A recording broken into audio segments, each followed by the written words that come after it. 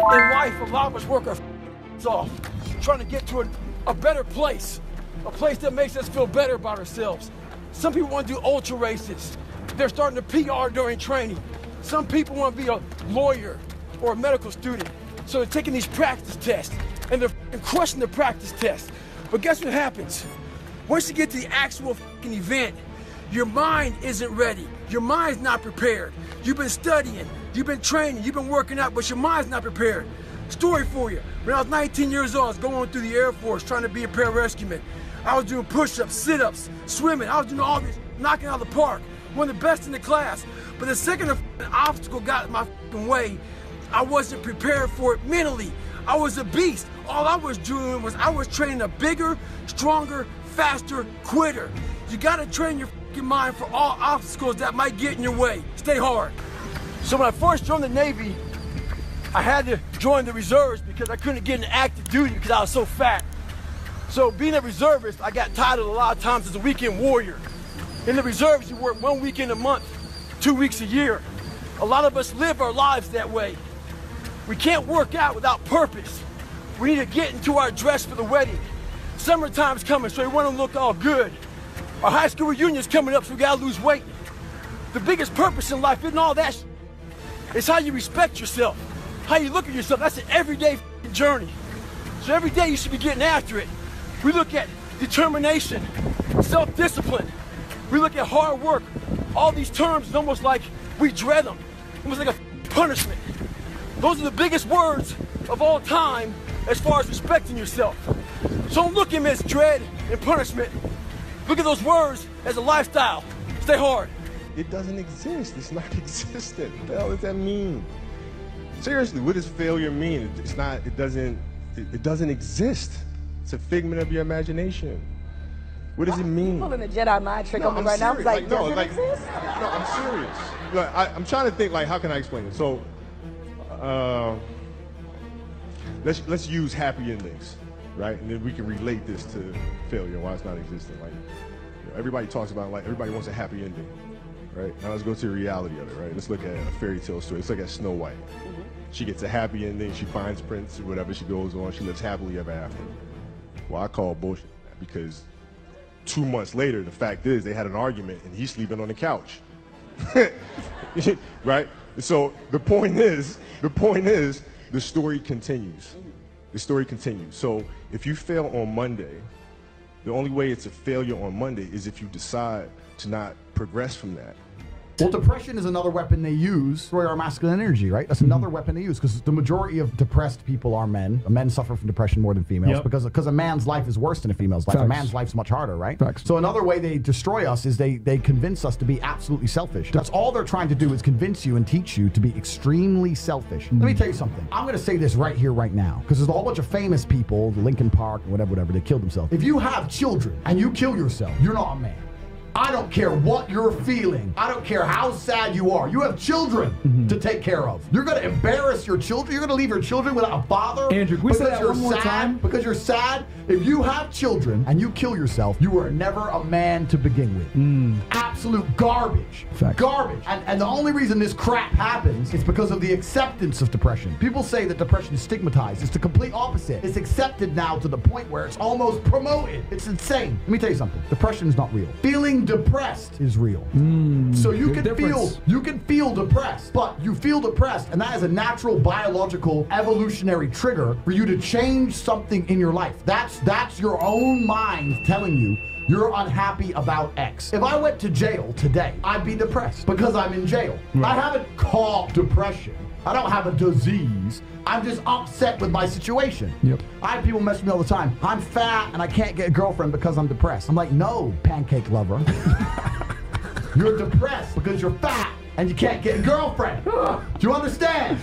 This is the point, right? So for a lot of people, your life is depressing. A lot of you out there, if you're sitting there and you say you suffer from depression, you probably live a depressing life. You probably live a depressing life. So if I was you, I'd be depressed. But if you were me, you'd be happy. Do you know what could solve depression for most poor people? $1 million in the bank. Boom. So how is it a disease? So when I say this to people, most of them agree and they go, okay, but if that's true, why do famous people kill themselves? And I say, well, I know you think you outsmarted me, but I'm Andrew Tate. And I have the answer. The reason is, twofold. This absolute acceptance of depression and acceptance of weakness. When you accept anything, to a degree you're promoting it. Weakness is promoted now. Like, Leif, how many times when we were in tasking to Bruges, I say, you know what? Actually, I'm the lieutenant commander, you're the lieutenant.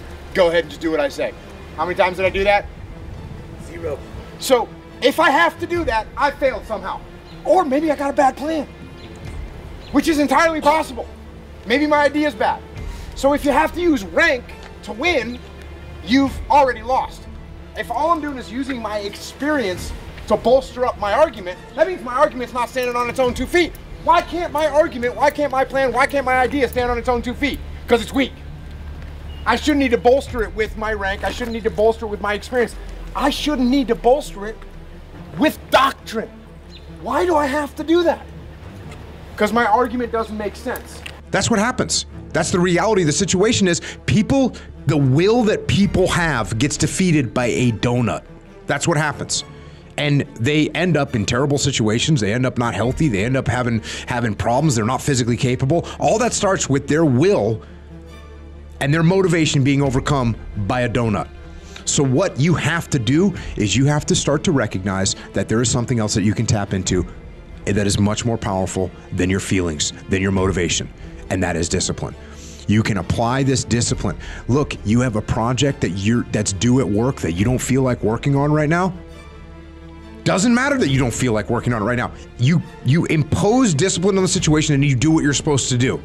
You have a exercise, you need to work out this morning. You haven't worked out yet. You wake up in the morning, you need to go work out. You don't feel like working out. It doesn't matter. It doesn't matter that you don't feel like working out. It doesn't matter. It's not part of the calculation. Discipline overrides that. Discipline trumps your feelings. And that is what you need to apply as a person, as a normal human being, no matter what you're doing in your life. You need to let discipline be your guide, not how you feel. That's what we need to do. And if you do that, you're going to end up with freedom.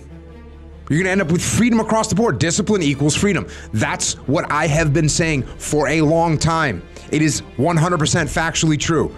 If you allow your feelings to dictate what you do, you will end up being a slave to your feelings at a minimum. To go through a training evolution, you have to do it on your own. And it's up to you to maintain a super high level of physical fitness. And that's a big transition because now all of a sudden it takes that self discipline to get yourself up, get some training in, go out and maintain your level of fitness on your own. And that's something that the motivation is often not there because particularly when you're training and there's things that are happening, you're traveling and it's harder if you don't have access to your regular gym or it's not super convenient if you're out on the road. You got to wake up early. If you got early training evolution, you got to wake up even earlier to get up and get your workouts in. But that's something you have to do, and it takes tremendous self-discipline to do that. In the SEAL teams, I remember often when we're out shooting or we're at a demolition range and we're blowing things up, or we're jumping, and it's easy to look at yourself and think, I can't believe I get paid to do this. This is such a fun job, and it was the best job in the world. But we used to joke about the fact that we had kind of what we called the 20-minute rule of like when you're on a boat, in high seas, in cold water, or you're riding in a helicopter, it's really cool for 20 minutes. If you're diving at nighttime under the ocean and it's pitch black and there's ships going over the top of you, it's really cool for 20 minutes. And then 2.5 hours later, you're still doing it. And so it is, you might be motivated in the first 20 minutes to like, oh, this is really cool. This is really neat. This is fun. This is something that I kind of dreamed of doing or something that I maybe saw in the movies or on TV shows. But that motivation is immediately waning. And so you got to do that for hours and hours when it's cold, when it's miserable, when you don't want to be there. And it requires discipline to push through. And that's what makes all the difference. You're not used to doing it. It's not a part of your life. It's not something that you're accustomed to pushing yourself. There's been many days where I didn't want to work out. I just didn't feel like I had the energy, and I just forced myself. And I think there's very few people out there that know how to force themselves. That's a learned, That's a learned skill. It's that kind of discipline and focus. You have to have like real rigid requirements of yourself, where you don't allow yourself to back out of things, and you don't allow yourself to slack off. And I don't think people put those kind of requirements on themselves as if it's it is a daily principle of life, like what you must get done. You know, you must brush your teeth, you must exercise for 45 minutes. And if you did that, I think you'd be healthier and happier, and your body would perform more smoothly. And if you require your body to do things like that, I think it rises to the occasion. There are very few people that have that kind of discipline. So because of that, they come up with excuses. And excuses are a giant part of the problem. It's not simply a physical health issue. There's also mental aspects of it, and discipline's a big one. I just know way too many people who are weak mentally. And I can't just chalk it off to only, you know, their physical, the way they physically feel, because I felt like shit 100 times, and then I worked out, and then I felt way better. Yeah. It's just a fact of life. That's real. You know, you just gotta. And people don't know how to do that. And it's not. And if you're used to doing this, get in your car, sit down, drive to the office, sit down, go to the lunch, sit down. You know, go to the board meeting, sit down. Get in your car on the way home, sit down. Get home in front of the TV, sit down. Then go to the gym. They don't have any energy. You know, their body's not. Their body's like, I don't have it in me to do this. And I don't believe that. I don't believe that. I think it's a lot of it is the mindset. These next videos will inspire you on your current journey.